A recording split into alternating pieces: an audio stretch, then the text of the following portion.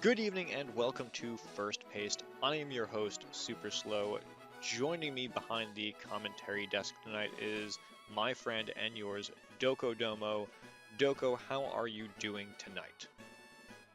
I am doing well, although I must say it is a little chilly up here. Yes, we are a little bit high on top of a mountain currently. That has to do with the teams we will be seeing today, in fact. We get to see the second battle of the First Paldea League, first battle of the Violet Conference, with two new teams entirely that have not been seen on this channel before. Well, I'm excited to kick off the Violet Conference then. Yeah, so let's head right to our first team. The Snowpoint City Sabres. We have Eviolite, Electabuzz, Assault Vest, Rillaboom, Choice Specs, Zoroark, Hisui, Citrus Berry on a Primarina, Blaziken with a Focus Sash, and closing out the team is Clear Amulet, Gallade. First glance at the team, how do you feel? I do spot the pretty standard water, fire, grass core going.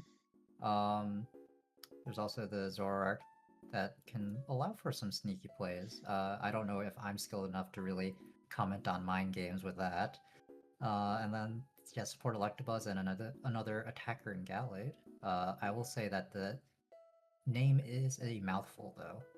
Yes, Snowpoint City Sabres. It's a lot of S's. I'm a big fan of the Electabuzz, particularly that Electro Web slowing things down because other than the Speed Boost Blaziken, you don't have a ton of crazy fast Pokemon. I mean, Zoroark is fast, but um, Rillaboom, as soon as he is out of those Grassy Glide or Fake Out, he's not fast. Prim, not fast. So that kind of utility, I think, is very valuable. I agree, and like you mentioned, Zoroark and Blaziken are the only ones that have max speed investment, so everyone else is more or less likely to get outsped in a normal scenario. And then also, I agree with Although, your point on those mind games with Zoroark. It's it's tough to play, but sometimes the raw power of a Hyper Voice, of a Shadow Ball, or of a Terra Blast, even without Terra, is worth it. yeah, I agree. I think that that might allow for some really quick picks against the opponent and catch them off guard. All right, with that, let's actually get into a conversation more about how the team plays with the members of the team. So, do you want to talk about the first mode that we are likely to see tonight? Sure. So we have the tried and true classic fire, water, grass core. Uh, those are the starter types for a reason. They complement each other very well, and they are a very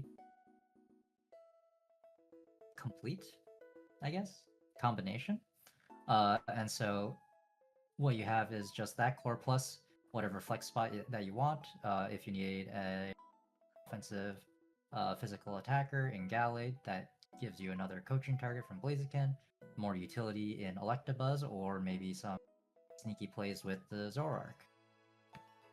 Yeah, I agree. It's a very flexible, very powerful core for a reason. Three starters, and then whoever you want to fill in there. You do have that extra boost of the grassy terrain for Gallade's Terra Grass um, Leaf Blade, if that does come up. Meanwhile, for the second core, we have Electabuzz, Zoroark, Primarina, and then the fill spot. Now, that fill spot could be any of the three missing ones, Blaziken, Gallade, or Rillaboom. However, because there's already three special attackers, it's more than likely going to be either the Gallade or the Rilla, and honestly, probably that Rilla set up the grassy terrain, be the bulky physical attacker, get that fake out, and then you have the added bonus of the Zoroark sharing moves with Electabuzz and Prim. There's the overlap of Hyper Voice with the Zoroark and Primarina, and then the Taunt with the Zoroark and the Electabuzz.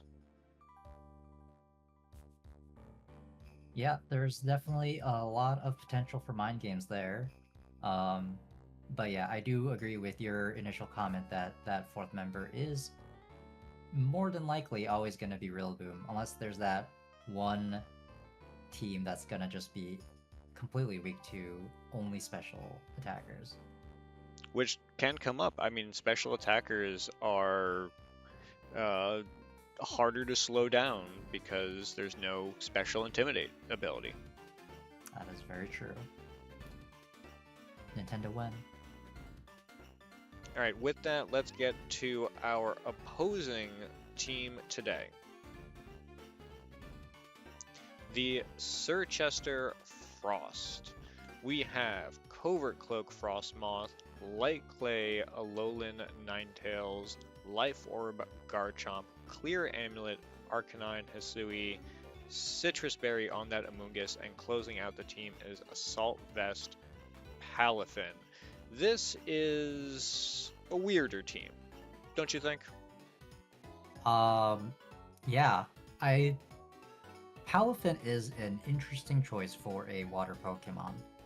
It's very strong, I'll give it that, but I feel like it's also very inflexible since you generally need to get the switch out.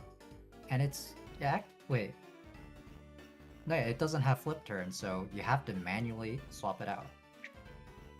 Yeah, you have to send out that Palafin first turn or otherwise and switch it out, and then it's this revealed reserve Pokemon in the back. However, you do have Amoonguss with the Regenerator, you have Intimidate, Arcanine, and you may just want to have Alolan Ninetales one turn later just to set up the Snow, for example, or even the Frosmoth can take a hit with the Ice Scales active. True, very true. That said, this is also generally, I guess, a snow team as well, with the Ninetales and the Frosmoth. Frosmoth running Ice Scales Covert Cloak, so it's I forgot what Ice Scales was. It was reduced damage from something, Reduced, I believe it's reduced physical damage. right? And then Covert Cloak. And For the secondary cancels, it's I think. Oh my god, I'm forgetting. Frostmoth's other ability is the same exact thing as Covert Cloak. So having sort of the double coverage of its abilities is pretty interesting. it really wants to get that Quiver Dance off. It does not want any kind of flinch. It wants Quiver, and then it wants to start going. It's also running four attack or not four attacks, three attacks with Giga Drain for sustain too, which I mean, once you can get a couple Quiver Dances off, that would be some very welcome sustain as well. Yeah, I think the real crux of this team is either getting the Aurora Veil up to support your bottom four defenders, or getting the full snow support rolling with Frostmoth and just dominating with Blizzard. In fact, let's actually get to the conversation about how the team works together here. Do you want to take this first mode? All right, yeah. So let's see. The first mode here we have Alolan Ninetales, and then again the classic Fire, Water, Grass core. I guess this one is more set in stone because you want to have the utility from Aurora Veil. Although I guess given the situation, if you want more offense, the other two, Frostmoth and Garchomp, may be viable options.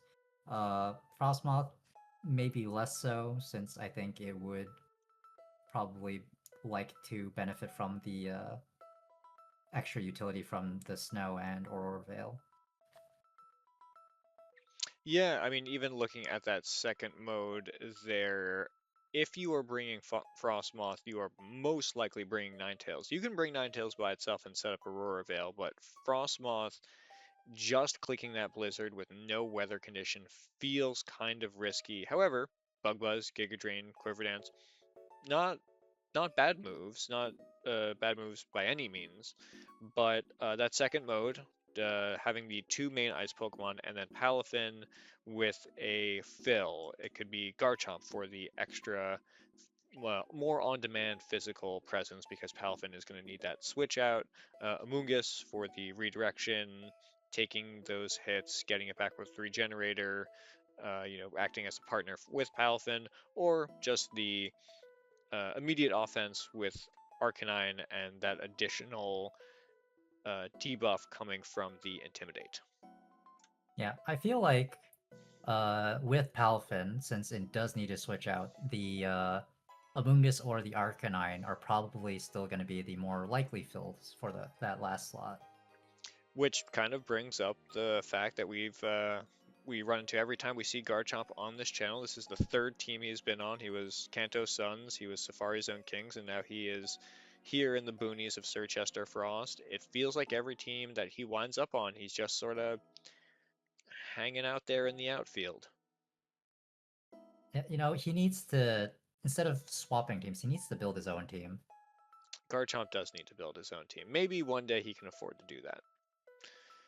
So let's get to our face-off here. This is the first game of the Violet Conference. Both teams have a clean record.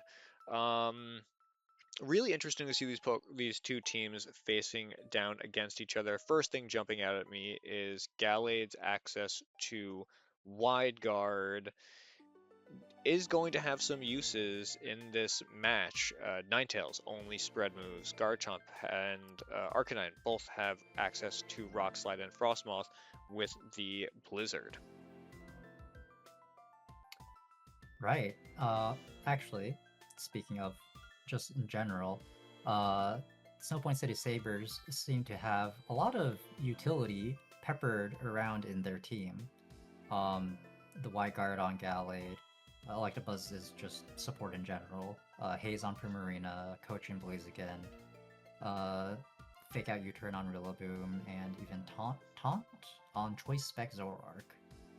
Yeah, it's funny that you mentioned that. When you look at the Circhester Frost, you had mentioned earlier about the inflexible Palafin, the moment you see a Circhester Frost Pokemon come out, you kind of know what it's going to do.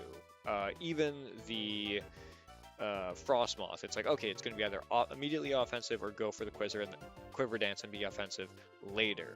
You look at the Snowpoint City Sabres, that Blaziken, it could Heat Wave, it could go Coaching. Rillaboom, it can Fake Out, it can U-Turn. You may be looking at an Electabuzz and it uses Taunt. That could be Zoroark. That's true. Yeah, I feel like I mean I did briefly mention specifically with the Zoroark, but I feel like the Snowpoint City Sabres has potentially a much higher skill ceiling with the sort of mind games of, are they going to attack or are they going to go for their utility? Except for Fake Out Rillaboom, I think that's kind of almost 100% always going to happen. Yeah, you can't have 6 mystery Pokemon, I suppose. Alright, with that, let's head into the battle. We have the high skill ceiling, flexible Snowpoint City Sabres against the it is what it says on the tin, Circhester Frost. Let's head to the battle right now. Oh. We're probably going to cut this section anyways.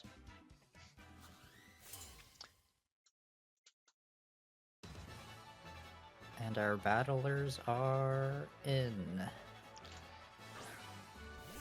Blaziken Rillaboom versus Palafin Amoonguss.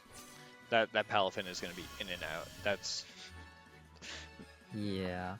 Palafin doesn't really have very many good... Or correction, there are several poor matchups for it on the other team. Yeah, the primary one. Rillaboom, Gallade, even Electabuzz's Electro Web, the damage is going to be good, but that speed hit is also going to be pretty bad, because then they'll be relying pretty much just on Jet Punch. Mm-hmm. Alright, and then that Amoonguss' Spore, kind of has to go into the Blaziken slot because unless you're doing an early predict. All right, there you go. Palafin in, Palafin out. Hi, Ninetales. Nice. Now the question is, does Ninetales get focused? Oh, Blaziken goes for the safe protect. Yeah, I just wanted that early speed boost. And fake out. All right. I feel if you were gonna fake out that slot, then Blaziken. Oh, but yeah, I guess for Spore. Just all around a safe turn, just fake out into a Palafin slot, maybe trying to read into a just a quick little attack into Blaziken. If Blaziken didn't go for a protect, you know, maybe a untransformed Palafin Jet Punch, something like that. Mm-hmm. Now the question is, with Rillaboom and Speed Boost Blaziken, there is a chance that Ninetales doesn't even set up Aurora Veil here. Yeah, I mean, it could very easily get focused, but at that same time, a Rillaboom could take some pretty hefty damage, and that Rillaboom doesn't want to chance it.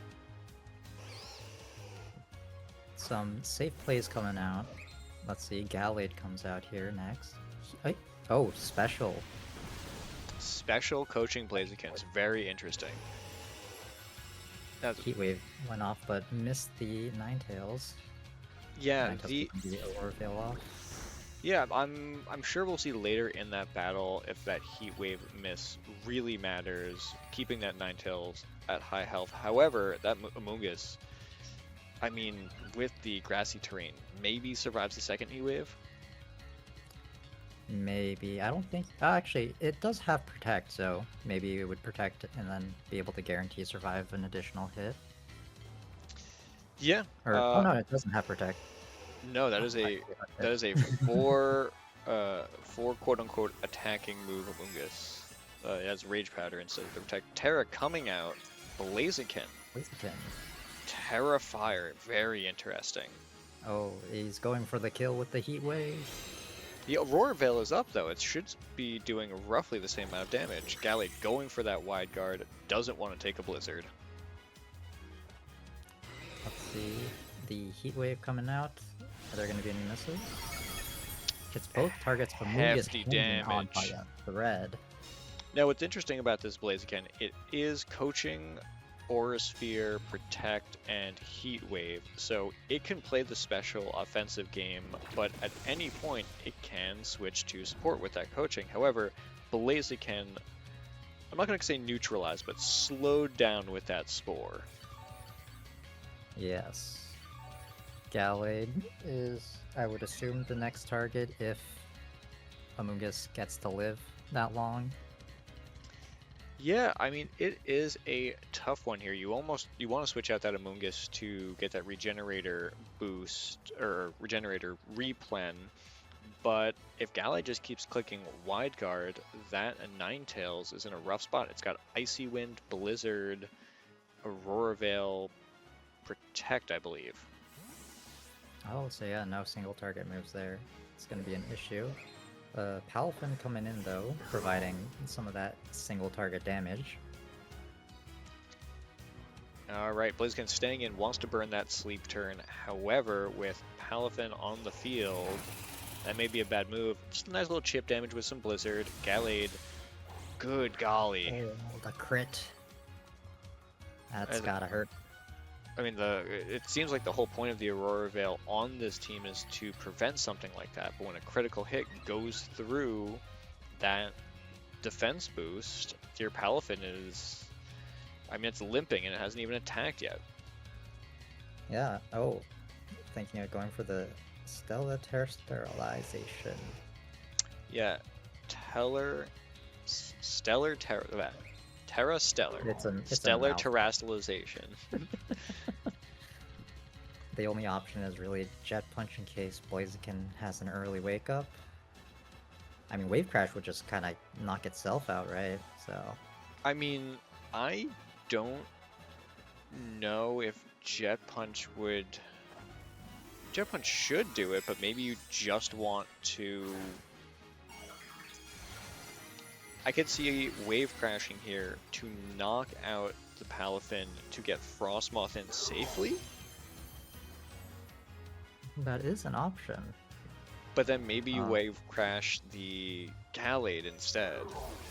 Okay, Palafin going for the Jet Punch. How much is this going to do? Clean knockout. Oh. Palafin stats are pokey. Yeah, sometimes you see that Blizzard on Palafin because it can be a special attacker. Ninetales Blizzard coming out. A little bit of chip damage. Target Blizzard. And hello Palafin, goodbye Palafin. That Gallade does not want to deal with that offensive monster. I do wonder if the Terra was necessary for the knockout, or if it would have still been a rule without it. Yeah, I think it was probably just a safe play. I want to eliminate this in the case where Gallade goes into that Ninetales. Yeah, but you do lose the Terra in just one turn, so you lose the potential defensive or offensive plays that it could have opened up. Now, Frosmoth coming in here, Snow is gone. So it looks like the play here is Quiver Dance up, switch in Amoonguss, switch out Amoonguss, and then just have your 2 Ice Pokemon out and try to muscle through the rest of the game. Now, Fake Out comes out, so it denies the...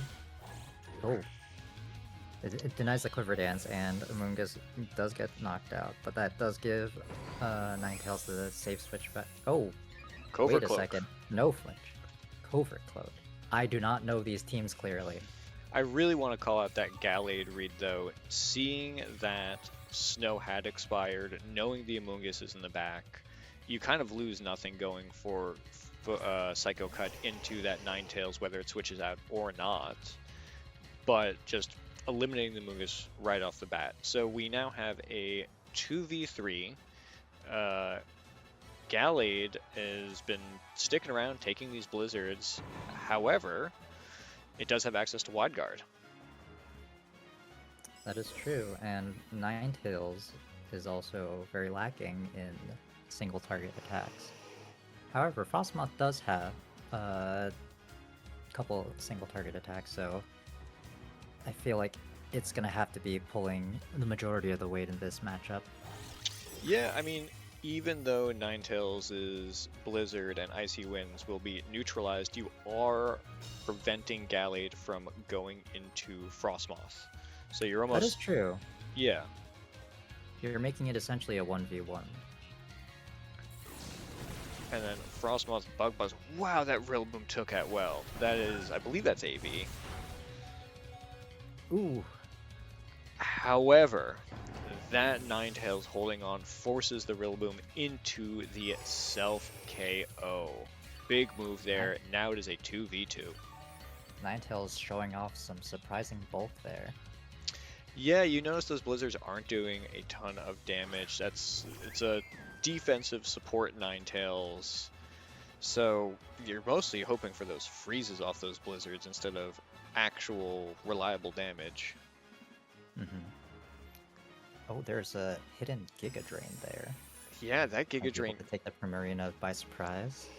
A little bit awkward because Frosmoth, I believe, is now the fastest thing on the field, so the Giga Drain will only get you health back next turn. And Frosmoth going for that Buzzbug, knocking out the Gallade. I mean, it didn't go for the Wide Guard there. I'm not sure that it would have mattered. I don't remember. Can you repeatedly use Wide Guard? Or is it just like normal Protect and it fails after the on the second? Or it has a chance to fail? I would actually have to check that. I don't know about multiple uses. Anyways, we're down to the 1v1. Primarina versus Frosmoth. And Frosmoth is especially defensive and carrying Giga Drain. I feel like Primarina is in an unfavorable matchup here. Grassy terrain up as well. It's a special attacker. You could just infinitely Quiver Dance. Just going for that easy Giga Drain, seeing how much it does. Grim, what's it got? Does it have a crit? Does it have... It's got a berry. Scalaberry brings it up a little bit. Moonblast coming out, and it does not do anything. No, I mean, there's... Aurora Veil finally wore off, though. I forgot about the Aurora Veil completely. It's that Light Clay Ninetales, 8 turns of Aurora Veil. Remember Palafin? No. Primarina going for that protect, just get that little bit of HP back off of the grassy terrain. You never know about those high rolls, low rolls. Frosmoth I'm just gonna keep clicking Giga Drain. Frosmoth is already back to essentially full health. The grass disappearing. No more passive healing. Giga Drain, Ooh. that is the game. A little bit of back and forth though there. Palafin getting the KO, but it was a super effective KO that was kind of guaranteed. Yeah. Although, I guess it did do its job, though, and that's really all that matters, right? Yeah, Palafin actually kind of just pulled aggro. Amoonguss got 1 sleep off. I mean, really, it doesn't matter about the KO sometimes, it's did they do their job? Alright, let's head into game 2. I'm not really sure about the repositioning here. It feels like Frosmoth did well. You should bring... Oh, wait. Oh, I gotta skip ahead. Clark Kent has taken off his disguise, or has taken off the suit and come back as Superman. Alright, Garchomp going in. Was that... That's not Focus Sash. Is that just... That's just natural bulk.